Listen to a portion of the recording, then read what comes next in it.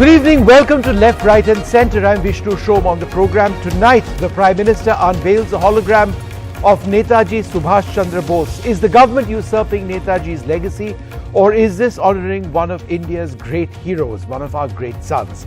Also coming up, and you don't want to miss this, a repeat of a fascinating chat with Professor Sugato Bose, one of India's finest historians, the grandnephew of Subhas Chandra Bose, on Netaji's legacy, his values as a secular leader, and delightful stories on his great escapes. That's coming up in about 10 minutes from now. But marking the 125th birth anniversary of Netaji, the Prime Minister today inaugurated the hologram of Netaji at India Gate. In a few months, there's going to be a statue there. This is originally where the statue of the British monarch, King George V, once stood. Prime Minister Modi said his government was honouring the forgotten heroes of India as he unveiled the hologram, adding that India was now correcting mistakes made in the decades after independence. ये दुर्भाग्य रहा कि आजादी के बाद देश की संस्कृति और संस्कारों के साथ ही अनेक महान व्यक्तित्वों के योगदान को मिटाने का काम किया गया। लेकिन आज आजादी के दशकों बाद देश उन गलतियों को डंके की चोट पर सुधार रहा है। बाबा साहब आंबेडकर से जुड़े पंच तीर्थों को देश उनकी गरिमा के अनुरूप विकसित कर रहा है। स्टैच्यू ऑफ यूनिटी आज पूरी दुनिया में सरदार वल्लभ भाई पटेल के यशगान की तीर्थ बन गई है। भगवान बिरसा मुंडा की जयंती को जनजातीय गौरव दिवस के रूप में मनाने की शुरुआत भी हम सब ने कर दी है। और नेताजी सुभाष चंद्र बोस के जीवन से जुड़ी हर विरासत को भी देश पूरे गौरव से संजो रहा है। Well, joining us now, Supriya Shinate, National Spokesperson of the Congress, Dr. Shantanu Sen, Rajya Sabha MP of the Trinamool Congress, and PKD Nambiar, a political analyst who supports the BJP. Let me come to you first, Supriya. One of the political points, and it needs to be mentioned, one of the few political points mentioned by the Prime Minister today at this hologram unveiling was when he said that the role of our heroes whose memories were being erased post-independence are now being revived. That's an attack on the Congress, that you have not, the Congress, done enough to remember our great heroes. For example, Netaji. How would you respond? Because he's the Prime Minister, I will not publicly ridicule what he has said. But as the Prime Minister of this country, he needs to weigh upon the words that he utters in public domain. And I also think that no country tries to first erase its history and lay the foundation of the future. What Mr. Modi is doing is grave injustice to our freedom fighters, is grave injustice to our glorious past. Because he's for being relevant, because the RSS and his ideology and people from his ideology were absolutely irrelevant during the freedom struggle. They were actually standing with the British. But about our freedom fighters, let me finish. What is this government wrong about Let me finish. Honouring them? I mean, I haven't understood. Finish. I'm telling you what is wrong. The problem is that he lies openly as the Prime Minister of this country. There is a grand statue of Netaji in Parliament right close to his office. Has the Prime Minister ever mentioned that? The Prime Minister lies blatantly, and his troll army lies about Nehru and Subhash Chandra Bose. And then what he does and actually walks the talk is he goes and extinguishes the Amar Jawan Jyoti or Vilay jo bhi usko kehte hain. The reality is that Mr. Modi is finding it difficult to justify the absence of his ideologue and absence of his people from the freedom struggle. But to do so, let me take that point to PKD Nambiar. It's been mentioned as a point in the past that when it comes to identifying heroes associated with the independence struggle, the BJP has always had a problem with that. They've not been able to identify leaders in quite the same way as, say, the Congress has. Is the BJP therefore trying to usurp the legacy of Netaji? See, Netaji belongs to the whole of India. Netaji don't belong to just a congressman or a BJP or for that matter to any other political party. Whether it is Sardar Patel or whether it is Ambedkar or Netaji, they all belong to the whole of India. Supriya ji should be today feeling very proud, and we should be celebrating the day. She should be proud with the fact that in 1938 and 39, he was the two-time president of Congress. who has given its the rightful place in front of just next to the India Gate, where once, as you said, the King George V statue was there. It is the right place for Netaji. Everybody, whomsoever is studied a little bit of history, will be known to the fact that there was an enmity for the Nehru even before the independence and the post-independence. But tell me something, Mr. PKD Can I Nambiar. please come in? I want to ask, where was the enmity? Mr. Nambiar, is the BJP okay about the values of Netaji? Is the BJP okay with the fact that he was the most staunch secularist that India has perhaps known, along with, some of our leading lights? And he opposed the Hindu Mahasabha I think BJP He opposed the Hindu Mahasabha One second, Supriya, I've asked him, let him answer, please. Go ahead and then I'll come to you. BJP is a party which is functioning in India, which is the ruling party, which believes in the Constitution of India. If a Constitution talks about it's a secular India, of course it believes in it. The only difference is that Congress believes is that the moment the word secularism is written in the Constitution, the secular values have been started in India or imported by the Congress from somewhere. But the truth is that the India as a country was practicing secularism. It is by default the Indian and the Alright, okay, so India is a secular nation. There is nothing wrong in the, different in the values of Netaji. Supriya, go ahead. Vishnu. One sec, Mr. Nambiar, you've had your turn. Supriya, go ahead.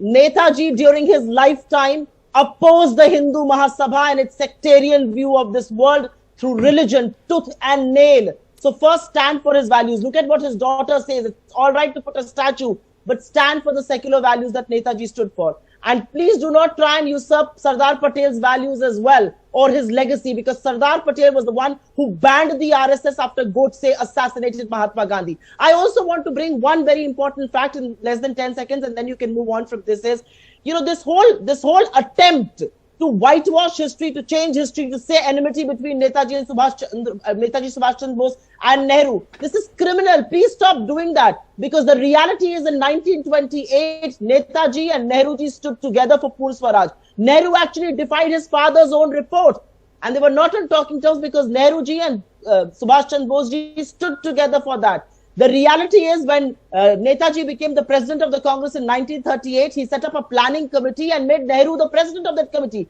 That was a precursor to planning commission that has been shut down by the prime minister. The problem with the BJP is, while you try and usurp legacies, your double speak is very evident. All right, 1 second. I'll let PKD Nambiar reply, but before that, I'm also joined by Dr. Shantanu Sen of the Trinamool Congress. Dr. Sen, on the one hand, we've got a great national leader, but also a great son of Bengal, Netaji Subhas Chandra Bose, and this hologram, and it's going to be a statue. But, you'd wanted to have on Republic Day a particular tableau that's been disallowed. So do you believe in a sense that the legacy of Netaji is something that Bengal is so attached to? That's something that's been taken away by the centre for a political purpose, or do you accept the argument being made that this is not a political move, it's a move just defining Netaji to the nation? See, number one, there are two issues. Yeah. First, BJP, they try to prove themselves to be too patriotic, but principally they used to worship the killer of Mahatma Gandhi. They used to worship Savarkar, and their founder Shyama Prasad Mukherjee, he said at that point of time, if I join Congress, I have to go to jail. So naturally, you can study the mood of this party, number one. And number two, Narendra Modi and Amit Shah, our learned Prime Minister and Home Minister and entire central government, they always possess a stepmotherly attitude and a political vendetta so far the state of West Bengal is concerned. That's why in 2020, when our Kanyashi project was rewarded globally in the Hague city of Netherlands, at that particular point of time, our tableau was also rejected.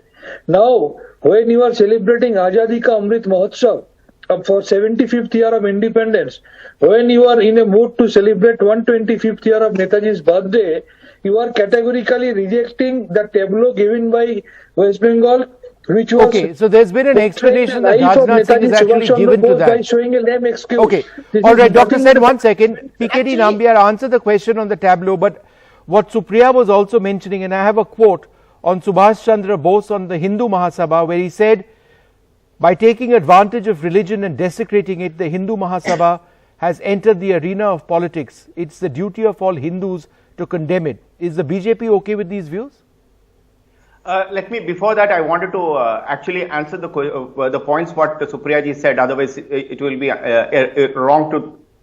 She spoke about this only. I will tell you one thing, that today the Congress it's his guilt which is speaking. 60 years of ruling this country, they could not even give an adequate place for the greatest hero of this country. And it is a fact that it was the enmity of Nehru, and that is the reason wherein the one family had all the names all across all airports, all universities, all roads of across the Nambiar, talk on facts. What are you talking about? In the name of the Gandhi family or the Nehru, wherein how many places the Congress could ever be placing the Subhash Chandra Bose or Sardar Vallabhbhai Patel or an Ambedkar. No, but there are airports which are named after Netaji as well. There are two airports which come to mind which are named after him. हमसे गलती हो गया, हमने हमारा ही नेता को one in fact जो जगह देना चाहिए वही दे नहीं पाया. That is the first thing. Second is that you are trying to now make a communal angle that he called out your communalism. He called out your communalism. And the BJP is a communal party. What are you even talking about? Rather than... All right, 1 second, Supriya, 30 seconds to respond and then I need to wrap this up. Go ahead. 1 second, PKD Nambiar. Supriya, 30 seconds. Yes, go ahead. I just have one thing to say. The reality is that Netaji strongly opposed your worldview and your communalism. Please do not usurp his legacy while disowning what he said about communalism. Please keep quiet, don't shout. I have only one question to ask of you. In his 125th year, 1 second, in his 125th year, PKD, don't shout. PKD, if you don't have a point, behave yourself, PKD. In his 125th year, Vishnu, my simple question is, why can every tableau not be Netaji's? All right, on his 125th year, why can't every tableau have something of Netaji in it? We leave this debate. All right. Okay, we'll have to leave this over here because I think there's a lot about Netaji Subhash Chandra Bose that needs to be said and repeated. One of India's finest sons, his role in the freedom struggle, and the delightful stories of his great escapes are the stuff of legends. That he's been honored in this way is something his family feels very, very proud about. And also, indeed, millions of men and women across our country. Listen into this very special interview.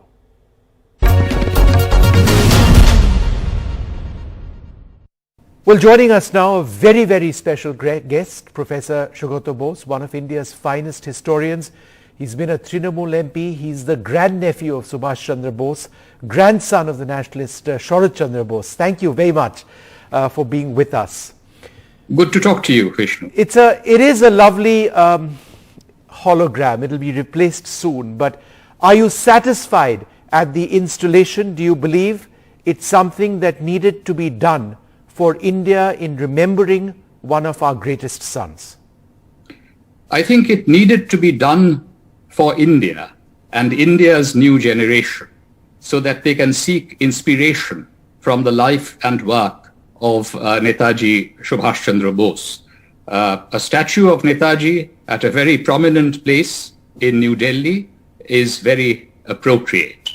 But as I said in my first reaction when I heard of this announcement, the best monument to Netaji would be to adorn and enlarge his legacy of equality and unity. He was the leader of our freedom struggle who was the most successful in uniting Hindus, Muslims, Sikhs, Christians, based on equal rights and equal respect for all. He also brought together all the linguistic groups, Punjabis and Tamils, Marathis and Bengalis, Hindi speakers. Men and women were given equality. He had a Rani of Jhansi regiment. So those are the values that should be remembered and followed. And I hope that this statue will, in fact, remind the new generation, particularly the youth of India, of what Netaji actually stood for. Professor Bose, the Prime Minister made one important remark, a political remark in many senses, when he said just a little bit back that the role of our heroes whose memories were erased post-independence are now being revived. The memory of Netaji is being revived along with others. Do you believe this was, a political remark in election season? Do you believe, in a sense, for political reasons, the Prime Minister was trying to usurp the legacy of Netaji? Well, on this day, I don't want to enter into political controversies. I think it's important that Netaji's statue will be established at India Gate. Sure. What I will say is that the common people of India had always revered Netaji. Whether the government had given him his due respect and recognition or not. But I don't think we should overplay the supposed neglect of the past. This morning, we had a beautiful ceremony at Netaji Bhavan, organized by the Netaji Research Bureau, where we gave the Netaji Award to the former Japanese Prime Minister, Shinzo Abe, and he sent a very warm message. And Netaji's 125th birth anniversary is of international significance. In that context, I remembered that Netaji's sword was brought to India by General Fujiwara and presented to my father, Shishir Kumar Bose, in 1967. And it is still in the Netaji Museum. But it was taken to Delhi. And I was a 11-year-old who went in the train to Delhi.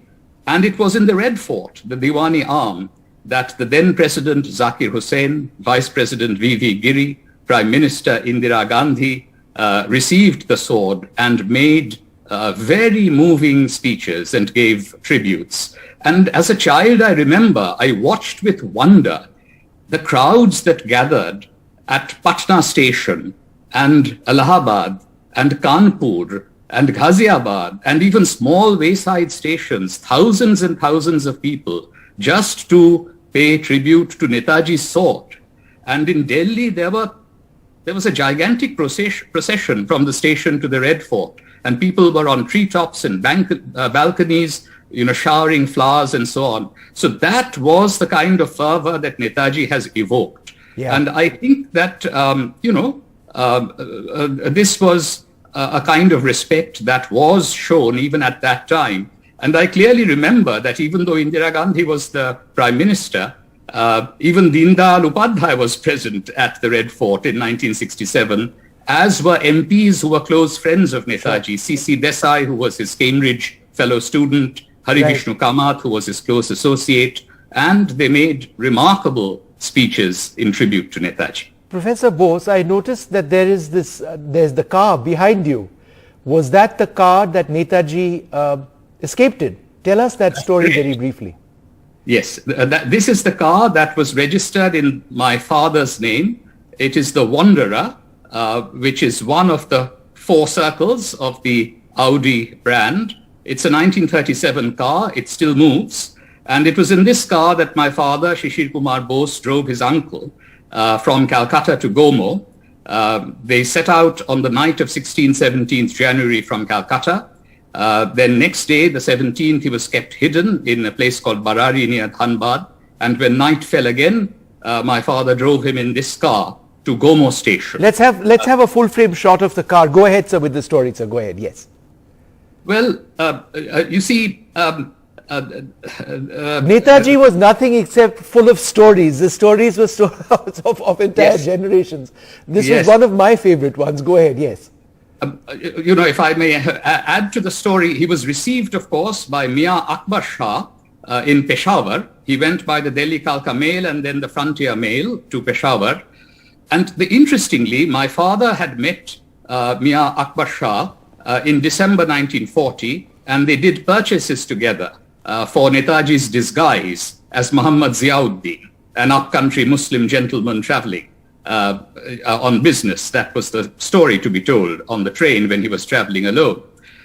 Now, My father and Mia Akbar Shah then weren't able to meet for 40 years because partition came in 1947. My father made many attempts to get Mia Akbar Shah over from Pakistan, from the Northwest Frontier province. But then when I was a fellow in Cambridge, I found out that Mia Akbar Shah was visiting his son near Birmingham. And my parents, Shishir Bose and Krishna Bose, had come to visit me.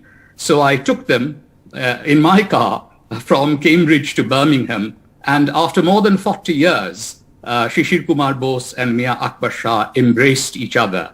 There was a wonderful emotional reunion of the two people who helped Netaji the most in escaping from India. Professor, how do you respond to those? For example, Ashish Ray, who's written today, or yesterday was it, that Netaji's birth anniversary, while it's a hologram today, it is essentially, in his opinion, a hologram without the mortal remains of Netaji finally being brought back to India. Would that bring closure not just to the family, but to millions across our country? Look, today is Netaji's birthday. And so we really ought to be celebrating his life of service and suffering and sacrifice. Now, there is also no doubt, of course, in the minds of all serious historians and who have seen the evidence that Netaji was the only front-rank leader of our freedom struggle to lay down his life on the battlefield fighting for India's freedom. And this had happened on the 18th of August, 1945. But I think that on this day, we really must focus on his life and work, because it is from his book of life that there is so much to learn for the younger generation. And so at least on this day, the 125th birth anniversary, let us set aside controversies and let us all focus on the glorious life of this leader. Absolutely. Professor, but just one more question. It's not so much of a controversy per se, but as a dispassionate historian yourself, and on the basis of decades of evidence, are you 100% convinced that Netaji was killed in that crash, that the conspiracy theories are just that, conspiracy theories?